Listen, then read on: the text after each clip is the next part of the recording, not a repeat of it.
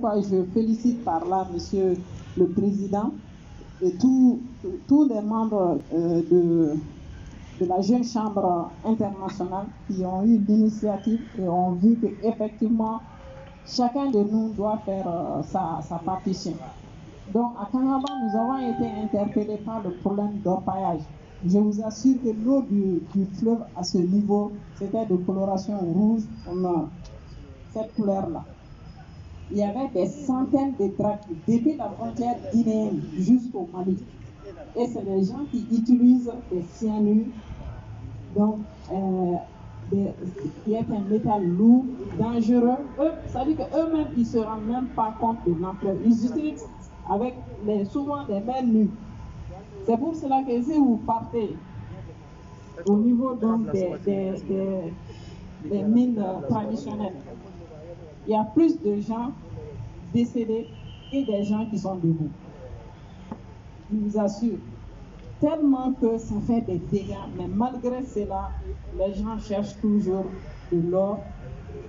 Donc, pour vous dire que ces eaux ont inondé pratiquement les champs rizicoles. Les herbes là étaient sèches comme si vous avez mis du feu, tellement que ça brûlait. L'effet.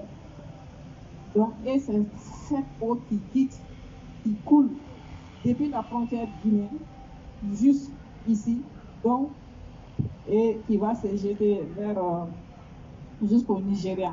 Mais en ce qui concerne la composante malienne, c'est là où vraiment nous avons le souci.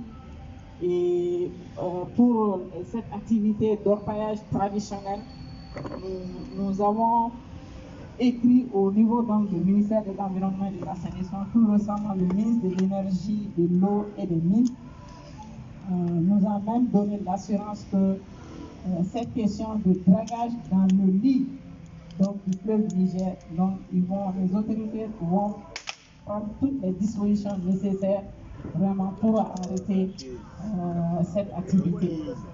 Parce qu'il n'y a pas d'autres alternatives dans ça. Donc moi je pense que ce que je peux dire pour le moment par rapport à la qualité donc, de l'eau, bon, rapidement, les résultats que nous avons obtenus, c'est vrai que dans les endroits, le fleuve vraiment est pollué. Mais pour le moment, dire qu'on a reçu, comment on appelle, des résultats de certains paramètres quand même qui étaient à la norme et d'autres qui dépassaient vraiment largement la norme. Et actuellement, pour vous dire que c'est notre souci, nous avons, dans le cadre de ce projet, rapproché l'AMANOR. Le professeur Khalifa et moi, nous faisions partie donc, de l'équipe scientifique qui a mis en œuvre, parce que là, il n'y avait pas jusqu'à présent une norme malienne de rejet des eaux. Donc, vous faites vos analyses, vous allez comparer à quoi?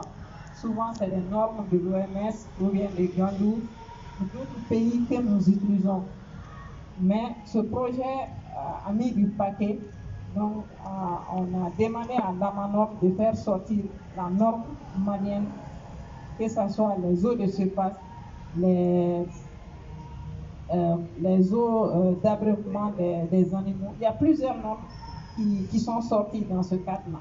Et nous, cette norme, nous allons utiliser, puisque tout le monde dit l'eau du fleuve Niger est polluée. Maintenant, quelles sont les preuves, quels sont les arguments qui prouvent que effectivement c'est pollué?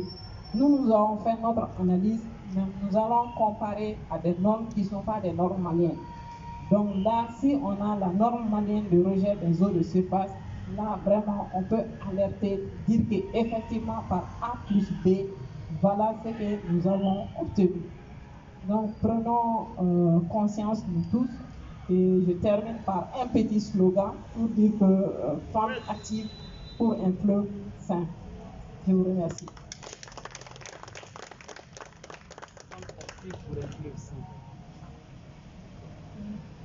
Merci Madame Si Diallo pour cette brillante intervention.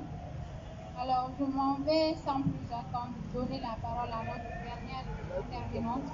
Mais avant, J'espère que vous prenez de notes et préparez vos questions pour nos intervenants. D'accord. La dernière intervenante, c'est Madame Traoré Afou Chantal. Elle est coordonnatrice de Watershed, qui est un projet de gestion. Madame Traoré Afou, vous avez la parole. Ok, merci beaucoup. Et merci beaucoup. Bonsoir à tous et à toutes. Et je suis honorée d'être parmi vous ce soir. Et merci à la Jeune Chambre internationale Bamako Espoir pour cette invitation. Et comme vous l'avez entendu, je suis Madame Traoré Afou Chantal Bengali. Je travaille avec Wetland International, qui est une ONG internationale néerlandaise et qui est au Mali depuis 1998 jusqu'à nos jours, et qui est une organisation qui travaille pour la sauvegarde des zones humides. Et quand on parle de zones humides, on parle évidemment aussi de l'eau, et on parle également aussi des écosystèmes, c'est-à-dire les oiseaux que vous trouverez, les poissons aquatiques, la vie aquatique et voilà, tout l'environnement. Donc les zones humides, c'est pour expliquer, c'est comme une éponge qui garde de l'eau et voilà. Et à partir de là, maintenant, les autres, comme les pluies, tout ce qui est autour, se sert de cette nappe phréatique pour se nourrir en termes d'eau. Donc ça, c'est de façon caricaturale pour nous expliquer un peu, mais le professeur est là, il va peut-être, il en ajoutera également. Et je tiens également aussi à souligner qu'au sein de Wetland, nous avons plusieurs expertises. Et moi, mon expertise, c'est beaucoup plus sur les politiques publiques. Les politiques publiques, parce que mes prédécesseurs sont beaucoup plus techniques, scientifiques. Je suis pharmacienne de profession, mais j'ai fait un master en santé internationale et en lien avec les politiques publiques. Parce que quand on parle de technicité, il y a toute une matière qui englobe tout cela et qui est là pour pouvoir coordonner qui fait quoi, quand, avec quels moyens la personne doit le faire. Donc il y a toute une structure ou encore toute une politique qui doit gérer tout ça. Et je suis un peu dans ce domaine au sein de Wetland International. Donc j'aborderai cette question sur le plan politique. Et en ce sens que je parlerai des politiques publiques qui régissent tout ce qu'on appelle la ressource eau au niveau du Mali, mais également aussi, je parlerai dans le cadre des investissements dans cette ressource. C'est très important. Et les pratiques. Pourquoi aujourd'hui on a cette discussion? C'est parce qu'il y a eu des constats. Il y a eu des constats, peut-être par des scientifiques, mais également aussi par des profanes, sûrement que beaucoup parmi nous le sommes. Parce que nous sommes en train de sentir les conséquences de quelque chose et on ne sait pas d'où ça vient. Et ça devrait être géré quelque part, n'a pas été le cas. Pourquoi le matériel qui devait le gérer, sûrement n'a pas été à la hauteur, ou peut-être certains acteurs n'ont pas joué leur rôle, ou peut-être il y a, comment on appelle, un mélange de rôles, de mandats et de responsabilités. Donc, ce qu'on appelle le matériel institutionnel et le matériel juridique. Il faut voir tout cela d'abord avant que de voir ce qui est en train de se passer actuellement avec le fleuve Niger. Donc, pour vous dire que l'eau, c'est la vie. On est tous d'accord avec ce principe. Et l'eau, elle est transversale à tous les secteurs. Et tout le monde en a besoin. Tout le monde en a besoin. C'est pourquoi quand on regarde sur le plan de la structuration ou institutionnelle au niveau du Mali, vous comprendrez avec moi que c'est difficile de pouvoir gérer la question de l'eau. C'est pourquoi aujourd'hui, c'est vraiment un débat houleux et c'est également aussi une haute priorité pour le Mali et c'est pourquoi les partenaires techniques financiers s'y intéressent de très près. De très près de vous.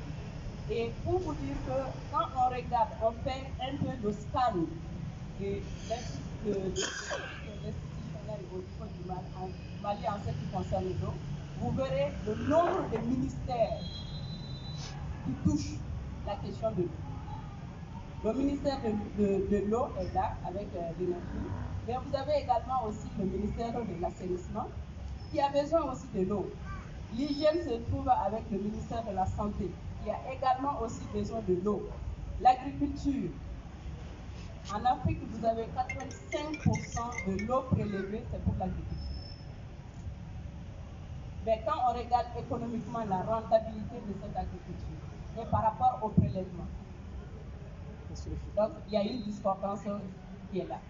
Il faut qu'on essaie de voir et comment gérer cela.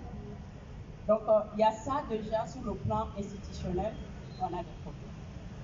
Et c'est pourquoi vous verrez que quand on fait une analyse succincte même sur le plan institutionnel, vous verrez qu'il y a des chevauchements même de mandats. Il y a des chevauchements de mandats, des duplications de mandats.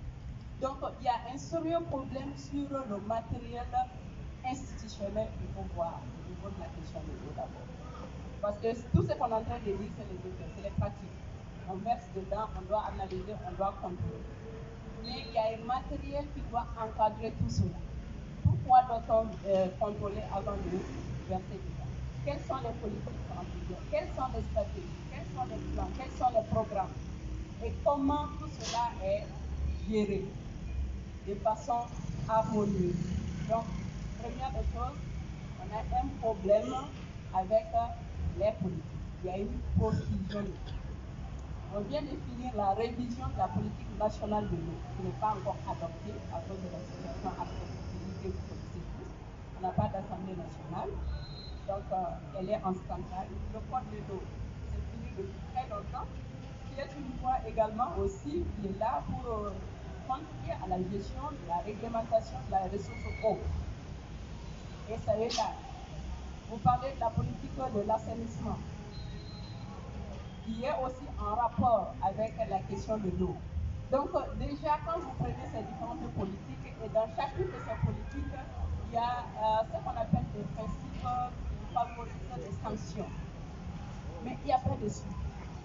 Dans la politique nationale de l'eau, il y a un principe qui parle de quoi? Préleveur-payeur. Même quand vous avez un puits, vous prélevez dans la nappe. Vous avez des devoirs envers l'État. Mais qui est au courant? Il n'y en a pas d'information aussi fait dépôt dans le cadre de ce secteur. Donc, ça déjà, c'est un problème qui est là. Aujourd'hui, vous faites le tour de Bamako, presque tout le monde a des forages. Mais l'eau des forages, ça vient. Il y a une nappe phréatique qui fournit ça. Et il y a des règlements qui doivent être là pour dire à tel kilomètre, à tel mètre, on doit les avoir. Mais personne ne respecte. Est-ce que quand vous avez besoin de faire un forage, où est-ce que vous partez? Vous partez juste voir l'entrepreneur, il vient chez vous et puis il fait votre forage, vous lui payez et vous avez votre eau. Des fois, il y a des gens qui ne contrôlent même pas la qualité de l'eau. Alors que certains de ces forages peuvent être négatifs. Il est là. Parce que je suis sûr qu'il y a des privés qui vous approchent pour pouvoir faire l'analyse des eaux de leur forage. Mais combien le font? Très peu de gens le font. Parce qu'on se dit que quand on a l'eau de forage, c'est l'eau de qualité, on boit, et puis c'est aussi simple que ça. Non, c'est compliqué. Il n'y a pas de réglementation. C'est devenu maintenant de l'anarchie. Et ça, il y a un problème par rapport à ça. Et quand vous prenez maintenant, sur le plan de la politique nationale de l'assainissement, il y a des programmes, il y a des stratégies. Moi, je parlerai sur les eaux usées. Il y a des normes, comme madame le disait, que ça doit respecter avant un rejet. Mais combien d'industries déclarent qu'ils rejettent de l'eau? Parce que c'est leur devoir aussi d'aller le déclarer à qui de droit pour pouvoir contrôler avant de le faire. Mais on se cache, on le fait et ça va directement dans l'eau. C'est un problème. Donc, parce qu'on n'est pas honnête, on n'est pas clair avec nous-mêmes. Chacun cherche le bien facile. L'entrepreneur qui se dit que si je me déclare et que ce n'est pas aux normes, j'ai des taxes à payer. Oui, mais c'est des taxes qui font avancer un pays. On n'a jamais vu un pays qui avance sans taxes. Si on ne paye pas les impôts, on n'ira nulle part. Et ça, c'est un problème qui est là. Quand on regarde encore au niveau de l'assainissement, les bouts de vidange, le programme que je pilotais, qui était un programme de 4 ans. Nous avons longuement travaillé sur cette question, la gestion des bouts de village. Vous connaissez les bouts de village. Chaque famille, presque peut-être chaque mois ou chaque 2 mois, vous avez des vidangeurs qui viennent prendre tous les excrétas dans vos toilettes. Avez-vous une idée où est-ce que cela est versé? Dans les champs. Quelqu'un a une idée où est-ce que c'est versé? C'est dans les champs. Dans les champs. Oui. Ou encore? Dans le fleuve. Dans le fleuve, oui. Hein? La zone aéroportuaire. La zone aéroportuaire. Tout ce que vous dites là, c'est vrai. Parce que c'est comme ça que ça se passe. Est-ce que ça devrait se passer comme ça? Non. En principe, est-ce que ça devrait se passer? Pourquoi on entretient dans un trou? Pourquoi on les garde dans un trou? Il y a une raison pourquoi c'est gardé dans un trou avant que ça soit élevé. Parce que quand ça sort, ça a un effet sur l'air. Ça a un effet sur tout l'environnement. Les oiseaux, ils prennent leur compte. Les papillons, ils prennent leur... Mais tous ceux qui contribuent à l'écosystème, ils contribuent tous, ils ont tous un rôle dans l'équilibre de notre environnement. Mais on n'en tient pas compte parce qu'il y a des politiques qui doivent régir tout ça. Mais ce n'est jamais respecté. Et la zone aéroportuaire aujourd'hui, tout le monde connaît. Dans le cadre du programme dont j'étais en charge, je ne suis pas restée silencieuse sur la question. J'ai invité les parlementaires et je les ai amenés sur le terrain. Vous pouvez aller sur YouTube, vous verrez, il y a une vidéo qu'on a partagée sur la problématique de la gestion des bouts de vidange dans les boutiques de Bamako. Et on a tendu le micro à tous les acteurs, y compris la directrice de l'AGS, qui a parlé de toutes les difficultés que son service a aujourd'hui. Cela m'amène à la question de l'investissement. Combien, vous savez, l'État investit dans le secteur de l'eau?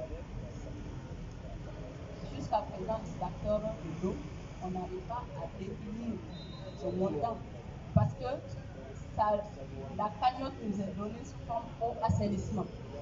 Donc, il faut faire maintenant la différence. Comptabiliser qu'est-ce qui part dans l'eau, qu'est-ce qui part dans l'assainissement. Tout simplement parce qu'on a, sur le plan institutionnel, c'est séparé. Donc maintenant, les chiffres actuels qu'on nous parle de 2, c'est que les organisations de la société civile ont découvert, ont pu faire comme travail, c'est à peu près dans les 2 et quelques pourcents pour l'année 2019 du budget national qui est alloué à l'eau et l'assainissement. Mais quand on regarde les chiffres au niveau étatique, on nous parle de 3 et quelques pourcents du budget national. Que ce soit 2% ou 3%, vous conviendrez avec moi que c'est minime. Parce que l'eau, c'est la vie. Et on ne doit pas du tout blaguer avec la question de l'eau. Mais malheureusement, ce n'est pas une priorité. Si vous regardez le document du cadre de relance économique, qui vient juste d'être validé l'année passée par le Premier ministre Ousmane, dans ce document, c'est un peu pour vous définir la stratégie ou la vision du Mali d'ici 2023. Mais nulle part dans ce cadre, on ne voit l'eau, l'assainissement venir en termes de priorité étatique. On les met sous. Quelque chose qui est sous, on conviendrait avec moi que ça risque de se retrouver dans les oubliés. Et c'est toute la problématique de la question de l'eau actuellement. C'est pourquoi quand le professeur a parlé d'une gestion intégrée, c'est très important. Parce que ce que vous ignorez, sans cette gestion intégrée de la ressource de l'eau, vous aurez affaire à des conflits. Et au niveau de Wetland, nous avons fait une étude, une recherche avec l'appui de notre équipe au niveau des Pays-Bas pour démontrer le lien entre la crise de l'eau et la migration. Au niveau de Monti actuellement, avec les questions de changement climatique et toutes les agressions anthropiques que l'homme est en train de faire à la ressource de l'eau, c'est en train de diminuer. Aujourd'hui, on parle de la qualité, mais nous, on parle de la diminution des gens. Parce qu'on a affaire aussi à un autre problème plus grand qui est le changement climatique, que personne dans le monde encore ne maîtrise à 100%. Donc ça, c'est un problème qui est là déjà. Et ça, c'est des choses qui sont là que nous sommes tous interpellés. C'est pourquoi moi, je me réjouis aujourd'hui, honnêtement, de voir que vous vous intéressez à la question. Pas parce que vous voulez en savoir plus, mais parce que vous en avez sûrement marre. Ou vous commencez à ressentir les effets même chez vous. Aujourd'hui, quand vous vous promenez les sachets d'eau, quelles sont les réglementations pour ça? Et ces sachets, ils se terminent dans l'environnement, sans recyclage. Et on serait inondé de ça. Quelles sont les normes pour pouvoir respecter cela? Donc, on a un sérieux problème institutionnel, réglementaire de vie pour le secteur privé. Et ça, c'est quelque chose qui va falloir maintenant que chacun s'y mette. C'est pourquoi, moi, mon cri ardent, ce serait qu'à chaque fois que vous avez l'opportunité de participer à une révision d'une politique publique, analysez et participez activement. Parce que c'est de là tout découle. La politique est l'élément clé. Après, il y a les programmes qui tournent. Après les programmes, vous avez les projets. Les projets, on a les plans d'action. C'est comme ça que le schéma, il est dessiné. Mais si vous ratez la participation au niveau même de la conception de la politique, donc tout ce qu'on est en train de ressentir, on le verra. Récemment, j'entendais une politique de maîtrise de l'eau agricole. Je me dis, est-ce que l'eau agricole est différente de la politique nationale de l'eau dont on parle? Déjà, il y a quelque chose qui ne va pas. Parce que tout simplement, vous verrez que dans l'arsenal de la politique nationale de l'eau, il y a un élément qu'on appelle le fonds de développement de l'eau. Et ces fonds doivent contribuer à la bonne gouvernance de la ressource. Et tout utilisateur de la ressource, vous avez des redevances de l'eau qui doivent venir dans ce fonds et qui doivent être gérées par le ministère en charge. Si aujourd'hui on parle de maîtrise de la politique nationale de maîtrise de l'eau agricole, donc ça veut dire que tout producteur agriculteur dans l'eau du fleuve, vous allez vous retrouver avec des fonds qui vont aller maintenant au niveau du ministère de l'Agriculture. Vous serez d'accord avec moi parce que l'agriculture relève du ministère de l'Agriculture. C'est pourquoi je dis l'arsenal institutionnel a un problème au niveau. Il faut qu'on se mette. Et ça a été un peu le combat dans le cadre du programme que nous sommes en train de faire. Parce que tout ce que nous faisons au niveau de Wetman, nous sommes une organisation qui est dans le domaine de la génération de connaissances. La génération des outils qui permettent à l'État de pouvoir prendre des décisions basées sur les faits. Ça, c'est notre rôle au sein de Wetman. C'est une ONG qui fait des recherches scientifiques, mais dans le but de pouvoir influencer aussi des décisions politiques. C'est ça un peu ce que nous faisons au sein de Wetman. Dernière chose que moi, je voulais également aussi dire, c'est par rapport à la question du dragage. Honnêtement, sans savoir que Madame l'a dit, c'est un problème très sérieux.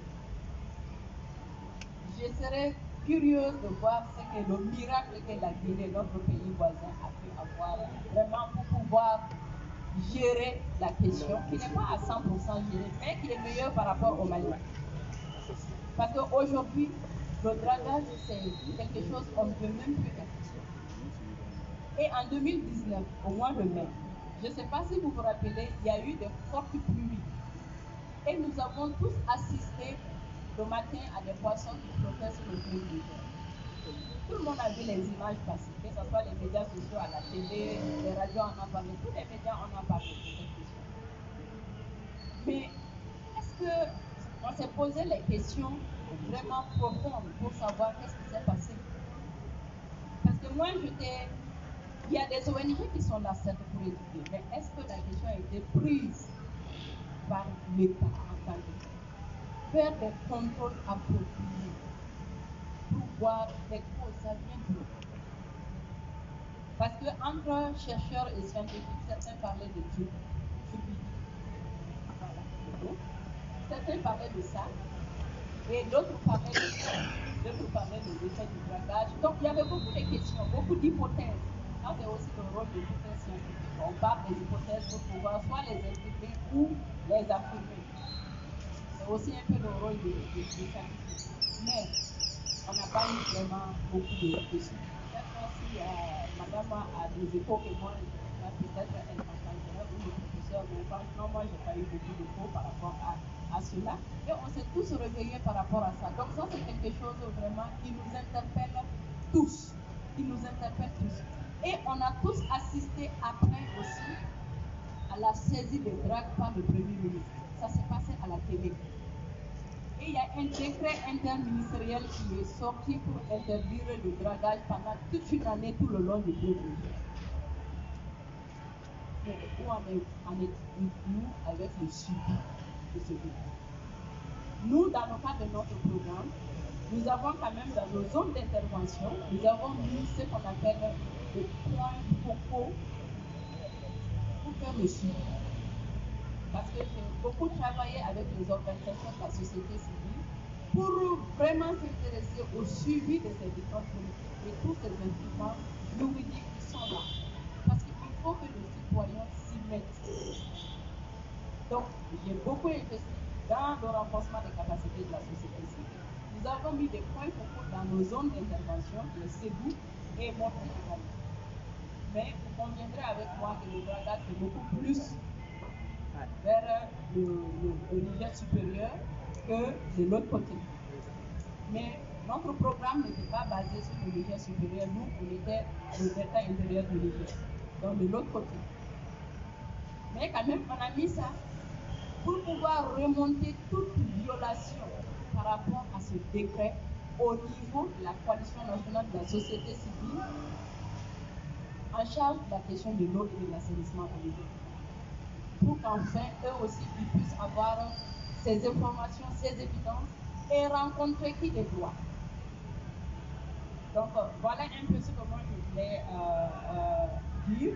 Et également aussi, juste terminer par dire que si nous voulons vraiment parler de la qualité de l'eau, parlons de la préservation de la protection. Parce qu'une fois que vous protégez, une fois que vous préservez la qualité, toutes les agressions que nous avons, les déchets qu'on trouve au niveau de la zone aéroportuaire, la vidéo, on a fait une carte qui nous montre le milieu du déversement et là où le parcours que ces bouts de vidange. Donc on a fait une étude dans le quartier de Guana pour voir les effets sur la santé. Et ça a des effets sur cette population-là. Donc le parcours, à part de la zone aéroportuaire, là où c'est versé Guana, de Guana, on rentre dans Kamala et je dirais peut-être la concentration va diminuer. Parce que le fleuve aussi, s'il est entretenu à une capacité d'auto-épuration, mais on a bien de déployer tout ça.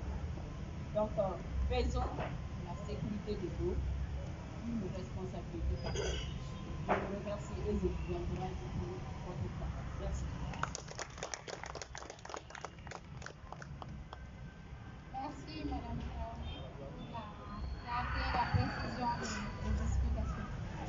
Donc, maintenant, on va passer aux questions-réponses. On va prendre 3 questions, 3 séries de 3 questions. D'accord. Je vais prendre les 3 séries. Merci beaucoup. Bonsoir à toutes et à tous. Professeur, bonsoir. Et mesdames, bonsoir à vous tous, à vous toutes. Et je suis Aboubakrine Aglini de la Jeune Chambre internationale Bamako Espoir. Et j'ai suivi avec intérêt l'intervention de nos conférenciers. Et j'avoue vraiment que ça me pousse jusqu'à présent à me poser plus de questions, à me voir déjà interpellé en tant qu'acteur de la société civile. J'ai noté ici l'utilisation du mercure et j'ajouterai à l'intervention du professeur qu'au-delà du mercure qui est utilisé par les dragueurs, il y a aussi le cyanure qui est utilisé dans les zones minières. Pour vous rappeler que je travaille aussi dans le un peu dans les zones minières, notamment Sanso Kalana, qui sont réellement des localités affectées par l'utilisation du cyanure du mercure. Dans la région des Cailles, plus précisément à Sadiola, à travers les sociétés minières, j'avoue que nous assistons beaucoup à la dégradation et de l'eau et de l'environnement à travers l'utilisation de ces produits. Maintenant, ma question, c'est de savoir, elle est posée à Chantal Bengali et à Madame Si aussi.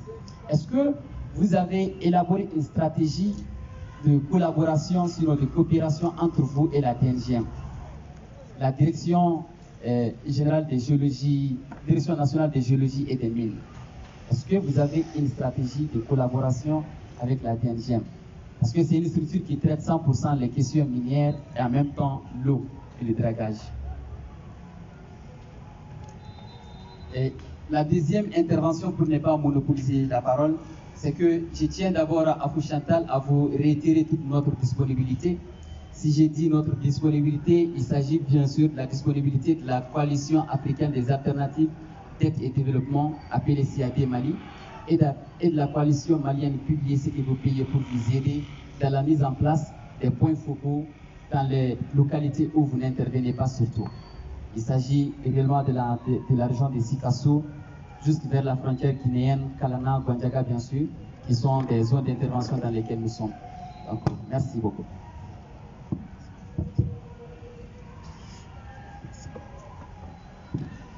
Merci bien, Cheikh.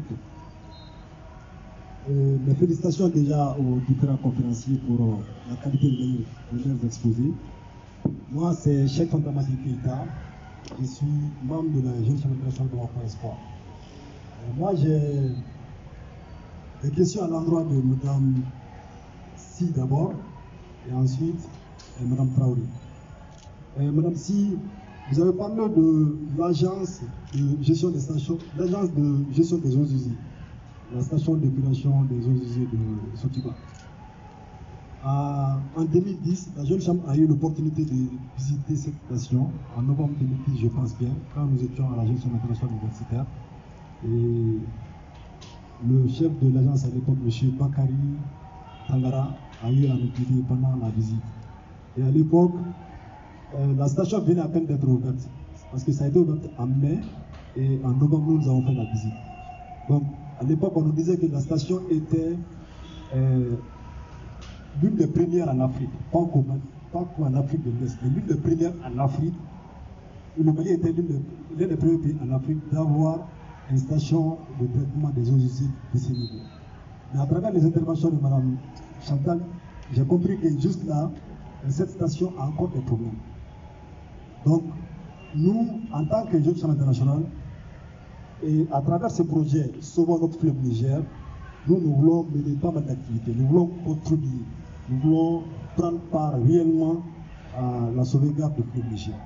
Donc, la question que ça m'amène à poser, c'est d'abord de nous dire si le fleuve se meurt, qu'est-ce que nous risquons de façon concrète?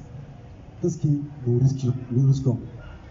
Et maintenant, qu'est-ce que nous pouvons aussi, en tant que Jeune Chambre, faire, en plus de ces activités de sensibilisation que nous sommes en train de faire? Qu'est-ce que nous pouvons faire de plus afin que nous puissions sauver le fleuve Niger?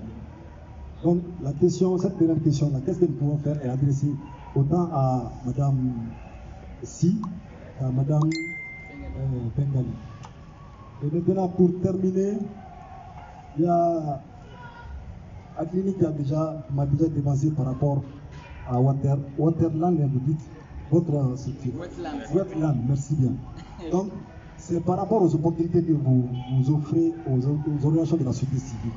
Donc, si la Jeune Chambre internationale aussi peut en bénéficier à travers le Mali, puisque nous sommes une organisation qui est représentée à travers tout le Mali. Donc, c'est l'occasion aussi de nous saisir pour que nous puissions apporter notre contribution par rapport à ces volets. Merci à vous et bonne fin de conférence. Merci. Bonsoir tout le monde. Bravo pour les conférenciers pour la qualité des informations Et moi, c'est Amadou Bourkoum, je suis membre du Bamako Espoir, de la jeune chambre Bamako Espoir.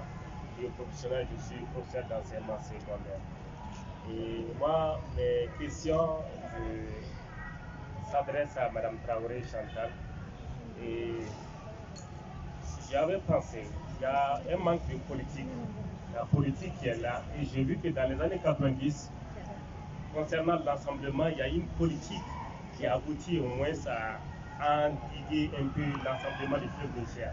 Donc, est-ce que les organisations qui militent contre la pollution, moi je vois qu'il n'y a pas tellement cette faveur, un lobby puissant, c'est-à-dire que pour influencer les politiques, sans savoir que nous sommes dans un pays analphabète. Donc, quelle politique il faut adopter pour que les politiques soient avertis, parce que ceux qui proposent des textes juridiques n'ont pas cette capacité intellectuelle, scientifique, pour pouvoir savoir à long terme qu'est-ce que nous risquons. Donc, quelle est la politique que les lobbies de l'environnement vont maintenir pour qu'on puisse établir des textes juridiques qui peuvent protéger notre fleuve Niger. Ma deuxième question, c'est pour Mme Si. Il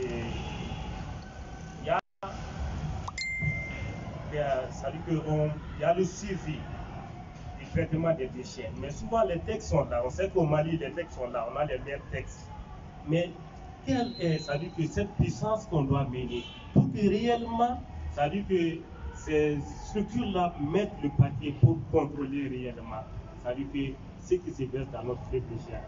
Et je reviens également à Mme Chantal concernant les poissons qui se sont éjectés du fleuve Niger. Ça nous a choqués. Ça m'a choqué. Je pense que j'allais intervenir par rapport à ça, vous m'avez dépassé. Mais jusqu'à présent, qu'est-ce qui s'est réellement passé? Je pense que ça vaut plus d'une année. Qu'est-ce qui s'est réellement passé? Parce qu'il faut qu'on sache réellement. Ne serait-ce que le poisson que nous mangeons, est-ce que c'est du poisson neutralisé? Je pense que vous êtes mieux situés pour nous savoir si on peut avoir des réponses ou bien d'ici qu'on se revoit, qu'on sache les réponses claires. Je pense qu'il y a un comité scientifique qui est là, le professeur est là. Et s'il y a lieu, parce que souvent le gouvernement ne peut pas toujours nous demander, nous devons nous saisir de cette problématique pour notre santé. Voilà, ce sont ces trois questions. Merci. Merci, chers amis, pour vos questions. Chers intervenants, vous avez la parole pour répondre aux différentes questions. Ok, d'accord. La grande sœur me demande de prendre la parole. Merci beaucoup. Par rapport à Aboubakri, voilà. Donc, lui, il a demandé est-ce qu'il y a un mécanisme ou une stratégie de collaboration entre Wetland, ABFN et la Direction nationale de géologie? Existe-t-elle? Voilà. Au cas où il y a. Bon, à ma connaissance, dans le secteur, il y a quand même certains cadres de collaboration que j'appellerais surtout ce qu'on appelle les cadres de concertation. Il y a des cadres de concertation sectoriels. Par exemple, il y a un qui est axé sur environnement, eau, foncier et urbanisme qui se passe.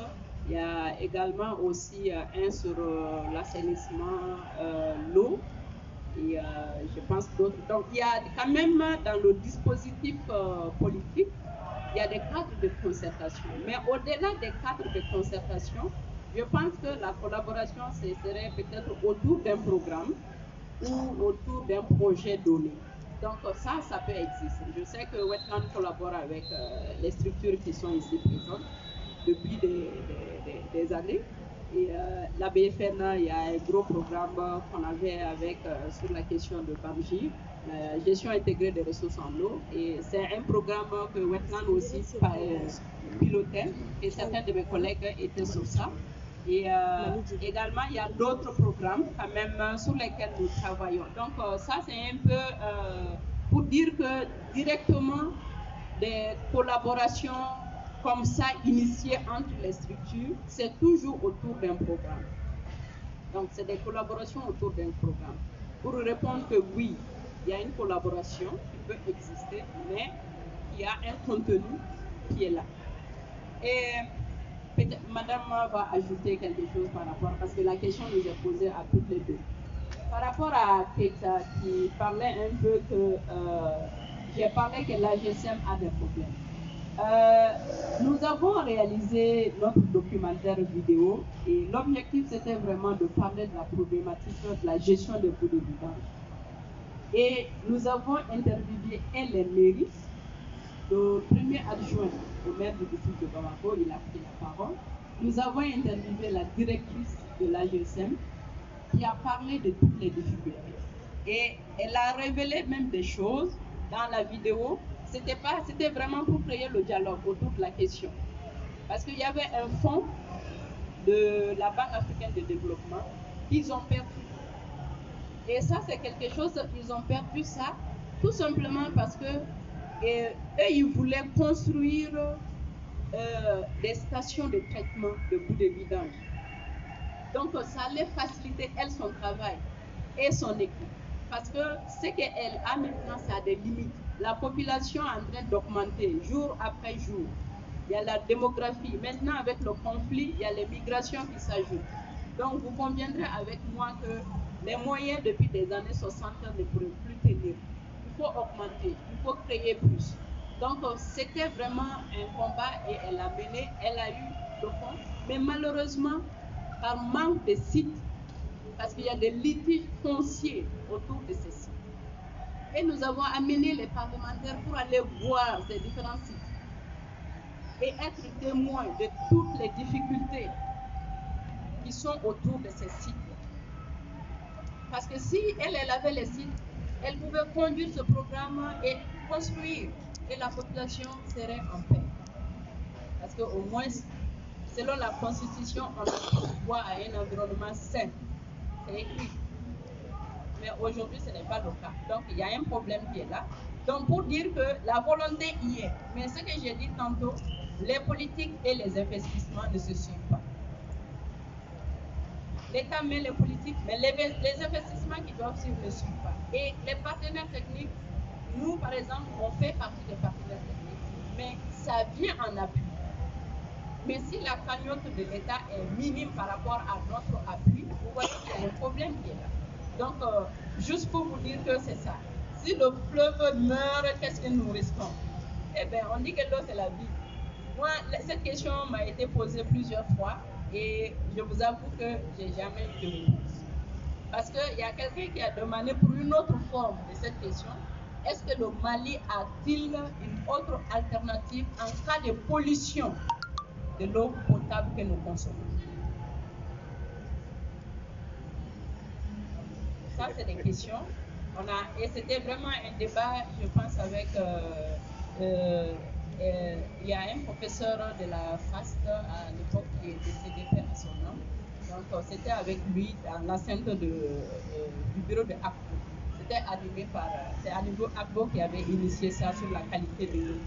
Donc, ça, c'est une question qui mérite une réflexion approfondie par tout un chacun. Que peut-on faire de plus? Je pense qu'il faut aller dans le cadre de la sensibilisation. Ce que vous êtes en train de faire. Le pays est à moitié analphabète. Donc, il faut faire descendre ces informations à la base. À la base. Et comprendre aussi que les services techniques qui sont les garants à pouvoir donner cette information a des limites. Voilà pourquoi des associations, des organisations comme vous pourrez venir en appui pour sensibiliser plus. Parce que plus on connaît, plus on a d'informations, plus on peut jouer son rôle et également aussi saisir ses droits. Mais si on n'a aucune information, vous conviendrez que c'est difficile. Est-ce qu'il y a des opportunités pour les organisations de la société civile pour Wetland? Par exemple, pour la GECI, est-ce qu'il y a que la GECI peut bénéficier? Je pense que dans le cadre de cette activité, donc, ils ont rapproché notre organisation et nous, on n'est pas uniquement là pour l'appui financier, mais on peut appuyer techniquement ce qu'on est en train de faire. Aujourd'hui, c'est un samedi, on a pris le temps d'être avec vous. Donc, ça aussi, c'est des appuis. Il y a de l'expertise au sein de l'organisation. Donc, on peut vous aider sur le plan technique par rapport à cela. beaucoup a demandé stratégie pour influencer les politiques. Bon, c'est au Mali, il faut avouer que la société civile a un problème d'organisation. Moi, je suis sur la question de la société civile depuis 2016 jusqu'à maintenant, les organisations de la société civile, plus précisément le secteur de l'eau et de l'assainissement. Et j'avoue qu'il y a pas mal de problèmes parce que jusqu'à présent, ils n'ont pas encore cette autonomie de pouvoir jouer leur rôle de contrepoids.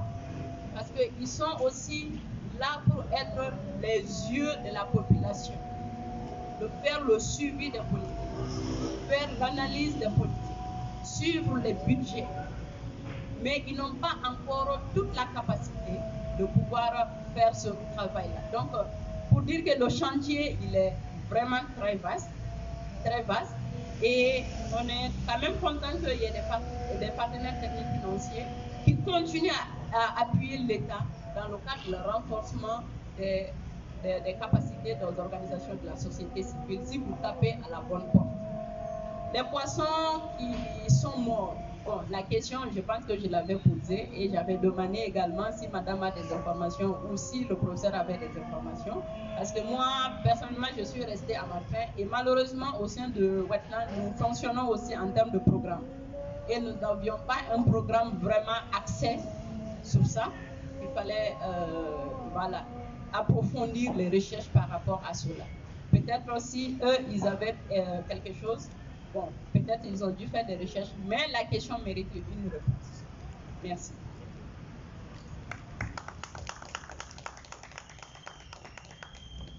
Ok, merci.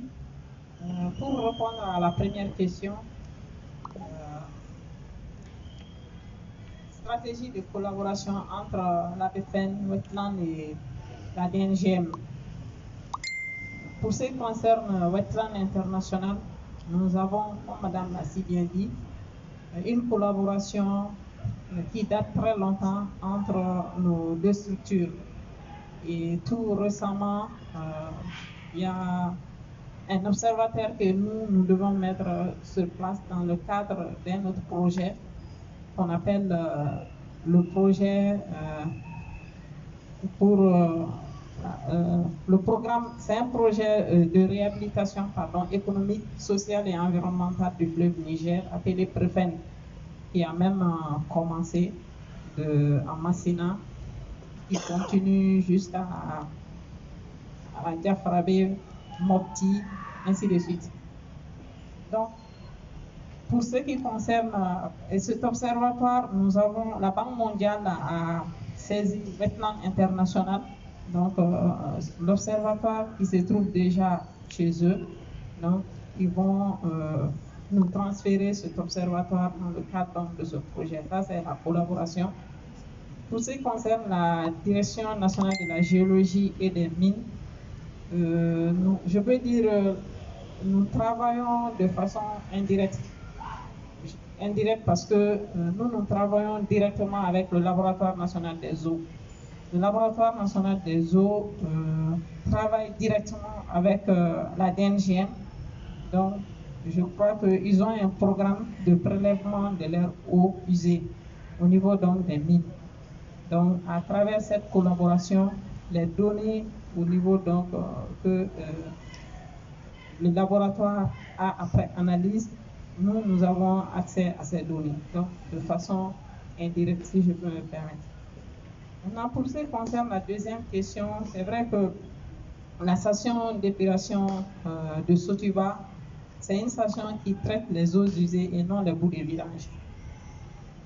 Donc, comme Chantal l'a dit, faute de site, ils n'ont pas pu réaliser la station. En fait, c'est deux stations qui devaient être construites, rive droite et rive gauche, dans le cadre du schéma directeur d'assainissement de la ville de Bamako. Donc, les partenaires avaient débloqué, mais faute donc de site, le projet n'a pas pu être réalisé. Donc, moi, je dirais aussi que c'est une volonté, c'est-à-dire que c'est comme si l'assainissement, c'est le dernier des soucis de notre gouvernement. Sinon, comment on peut comprendre que les bailleurs investissent de l'argent. La BAD avait donné à peu près, je ne sais pas combien de milliards, et on n'arrive pas à trouver un site. Et c'est inimaginable que dans tout Bamako, dans tout le Mali, disons, il n'y a pas une seule station de traitement des boues de vidange. Et tout se retrouve dans le récepteur naturel. Donc, en tout cas, à mon avis, l'assainissement, c'est le dernier de leurs soucis. Donc, les risques, comme vous avez dit, si le fleuve se meurt, mais c'est la vie. S'il n'y a pas d'eau, ça veut dire qu'il n'y a pas de vie. Donc, cela sous-entend que, parce que l'eau que nous avons dans nos robinets, le prélèvement à travers la Somagène, c'est dans le fleuve. La nappe phréatique, disons l'eau qui se trouve dans les forages, dans les puits, c'est la nappe phréatique. Et on sait que le fleuve, techniquement, est drainé par ce qu'on appelle la nappe phréatique. Donc, s'il n'y a pas de fleuve, ça veut dire qu'il n'y a pas de vie, il n'y a pas d'activités socio-économiques, les activités génératrices de revenus telles que la pêche, l'agriculture, le maraîchage, et ainsi de suite. Donc, tout sera pratiquement bloqué. Donc, on n'espère pas. Donc, sauvons ce que nous pouvons sauver pour le moment. Et le rôle de la JC, comme on a dit, vous continuez, en tout cas, notre accompagnement ne fera pas défaut. Et vous continuez déjà, ce que vous faites, c'est déjà quelque chose. Là, organiser des conférences, débats, qui sera par la suite médiatisé à travers, j'espère bien, les réseaux sociaux et pourquoi pas à travers les radios, pour que la population sache que déjà, vous, en tant que jeunes, vous vous impliquez vraiment à cette question de sauvegarde du fleuve Niger. Là, c'est votre rôle, donc la sensibilisation, ça compte beaucoup. Enfin, ensuite, la dernière question qui m'est posée est concernant Amadou.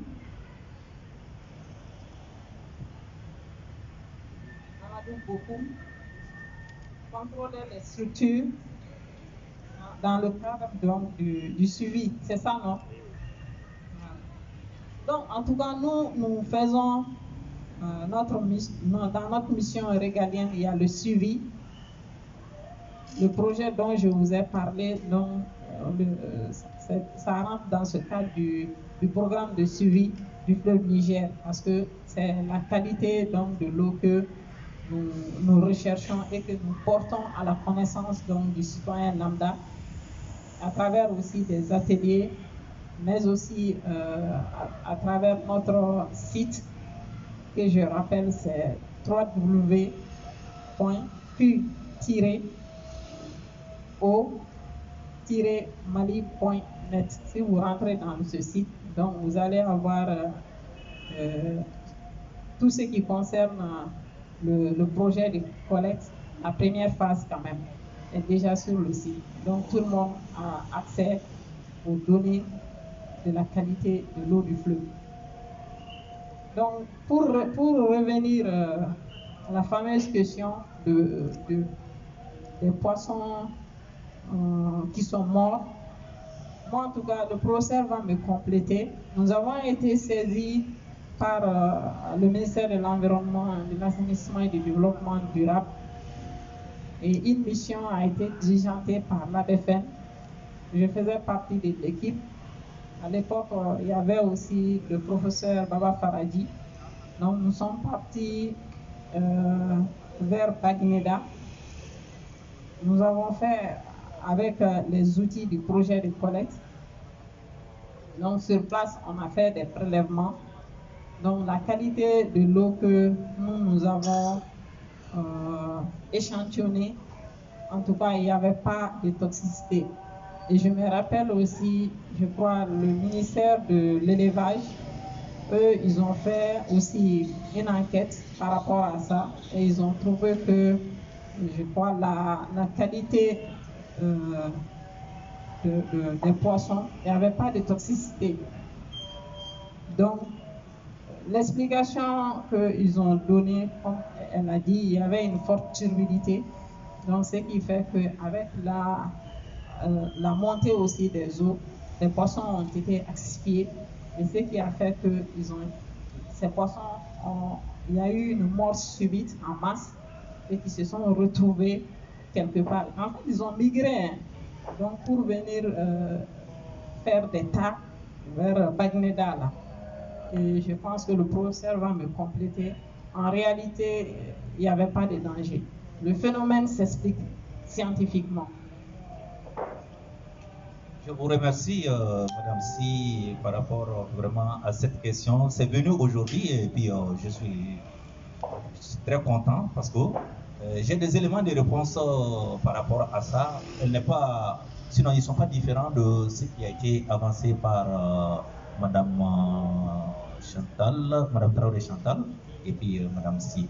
Et je vous dis, je viens de Baguinda puisque je suis allé installer là-bas depuis 1960. Et je vous dis, c'est l'occasion pour laquelle je vous dis que j'ai mangé vraiment des poissons.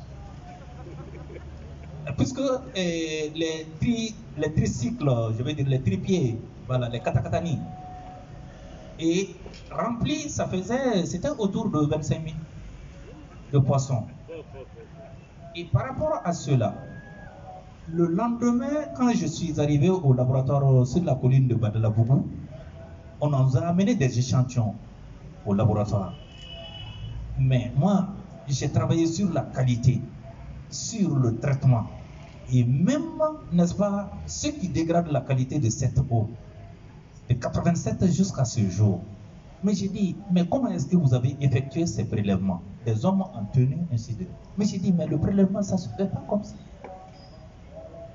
Le récipient dans lequel, l'échantillonneur dans lequel vous avez fait le prélèvement, c'est pas comme ça. Mais je dis, il faudrait comprendre pourquoi vraiment il y a eu vraiment une mort vraiment de tous ces poissons. Parce qu'il a plu et je vous dis, les eaux étaient turbulentes. Même une personne là-dedans, tu ne pouvais pas faire 5 minutes, n'est-ce pas, en train de tourner dans cette eau. Si ça s'est fait tourner, que tu restes à vie. J'ai dit non, il faut être prudent. L'eau qui s'est déversée là-dedans, de toutes parts, c'est une eau bouilleuse. Et les poissons, généralement, c'est que quand ils sont surpris par la masse d'eau qui vient, du coup, avec une turbulence comme ça, ils n'ont pas le temps, vraiment, c'est que de respirer. Ils n'ont pas le temps de faire cette réaction, n'est-ce pas, de leur corps par rapport vraiment au mouvement turbulent qui est venu et qui les a surpris. Même s'ils vivent dans l'eau. Et c'est ce qui a fait que beaucoup de poissons donc, sont morts des suites. Mais je dis, quand vous dites qu'il y a le cyanure, quand vous dites qu'il y a le mercure et qu'il y a une situation qui a fait ceci, mais quelles sont les preuves par rapport à ça? Il faudrait vraiment faire l'analyse et je vous dis, vous êtes là et je sais que cette jeunesse, je vous encourage. Si vous suivez les cours que nous effectuons sur les eaux, d'une manière générale, vous n'allez jamais parler comme ça. Et quand on vous dit que cette eau est polluée, vous n'allez jamais vous prononcer là-dessus comme ça, sans au préalable, n'est-ce pas, effectuer une analyse. Et, n'est-ce pas, pour pouvoir faire l'analyse, je vous prends un exemple, je caricature. Vous partez chez le médecin et vous dites, monsieur le docteur, moi je suis atteint de palu. Parce que vous avez des fièvres, ainsi de suite. Vous dites que vous êtes atteint de palu. Et si vous tombez sur un médecin qui se trouve vraiment dans ces mauvais jours, il va dire, puisque vous savez déjà que vous avez le palu, allez-y vous soignez. Donc il faudrait que ça soit diagnostiqué, qu'on sache vraiment de quoi il s'agit et qu'est-ce qui est à la cause de ça et pouvoir trouver la solution. Donc c'est ce qui s'est passé et nous avons été convoqués par les vendeuses eux-mêmes, les vendeurs de poissons, pour dire que les poissons on ne les paye plus, ainsi de suite.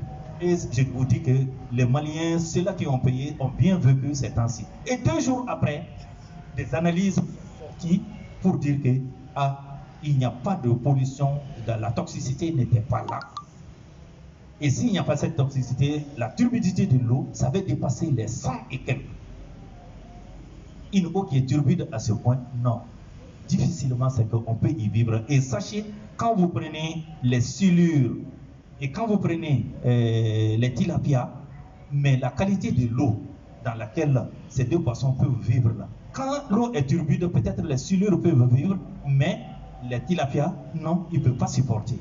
Pour dire que même, n'est-ce pas, dans l'écosystème, il y a des êtres qui sont là, que nous jugeons inférieurs à, ils respectent vraiment certaines réglementations. Et nous aussi, nous devons respecter. Et pour répondre vraiment à la question générale qui a été posée à nous tous, le fleuve est mourant. Quelle alternative? Et j'avais répondu, sinon la question c'est que je me demande pourquoi ça revient. Je dis, nous les environnementalistes, d'une manière générale, on dit, changeons de comportement.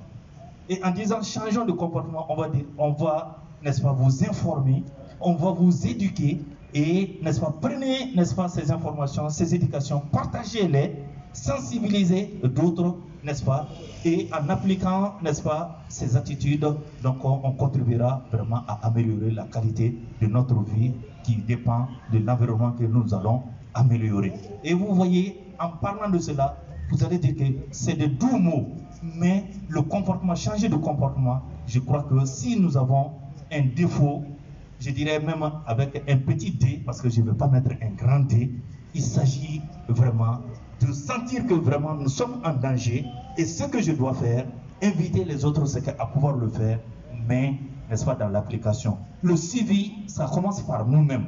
Et Madame Traoré l'a dit, il y a, n'est-ce pas, l'eau est une ressource à plusieurs têtes.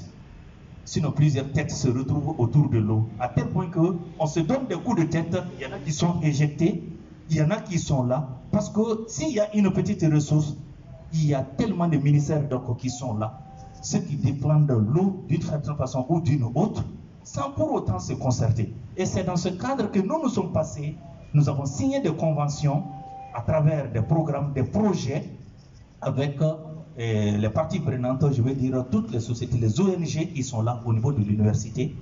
Et ces sociétés, ces organisations nous ont demandé, il faudrait vraiment, c'est qu'au niveau, n'est-ce pas, de la formation, une formation qui va être axée sur l'eau, où il y aura une gestion intégrée des ressources en eau.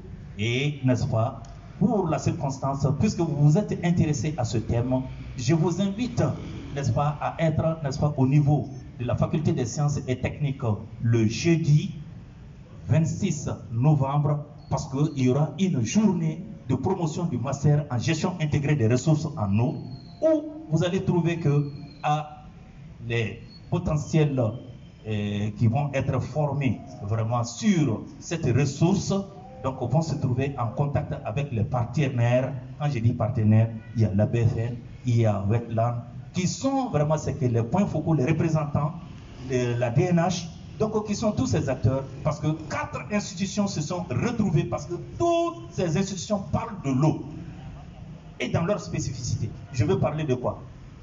L'USTTB qui parle de la qualité de l'eau, l'assainissement, l'USJPB qui parle de la gouvernance, elle a très bien dit, et de la politique de la réglementation de l'eau, l'ENI qui parle vraiment de raccordement les bassins versants, et n'est-ce pas l'IPR qui parle de l'eau agricole, donc aménagement hydro-agricole. Ces 4 institutions, toutes ces institutions utilisent la même ressource.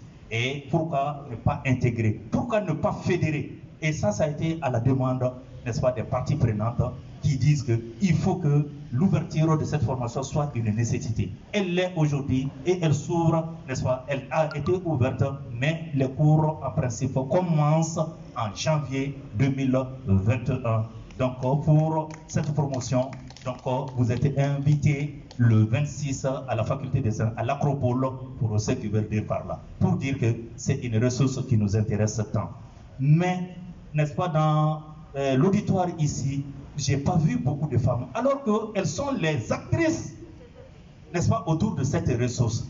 Encore une fois de plus, sensibiliser, n'est-ce pas, nos soeurs, nos mamans, nos filles, donc pour que vraiment cette ressource ne soit pas là où les hommes vont tourner la tête. C'est à elles, donc ça les appartient et c'est elles qui doivent, n'est-ce pas, défendre la qualité, n'est-ce pas, pour en faire un bon usage et, n'est-ce pas, pour notre santé à tous. Je vous remercie. Merci beaucoup, professeur, pour ces explications, comme toujours dit d'un professeur. Merci à vous également, mesdames. On aurait voulu prendre une autre série de questions, mais malheureusement, il s'est fait tard. Donc, je vais demander à notre président s'il a quelque chose à ajouter. Et ensuite, nous allons mettre fin à cette conférence. Merci bien, cher ami Kadi, monsieur le professeur Keïta, madame Traoré, madame Si, cher auditoire, chers membres de la Jeune Chambre internationale Bamako Espoir, chers médias, chers grands frères Abdoulaye Ba, promoteur de Mali Djigui, merci de ta présence. Si j'ai quelque chose à dire, c'est remercier nos panélistes qui n'ont ménagé aucun effort pour nous édifier sur comment sauvegarder le fleuve Niger et comment prendre soin. Merci à vous et que Dieu vous bénisse. Merci. Alors, je vais vous demander d'acclamer très fort nos chers conférenciers qui ont bien voulu nous donner de leur temps ce soir pour nous expliquer la qualité du fleuve Niger et de l'eau.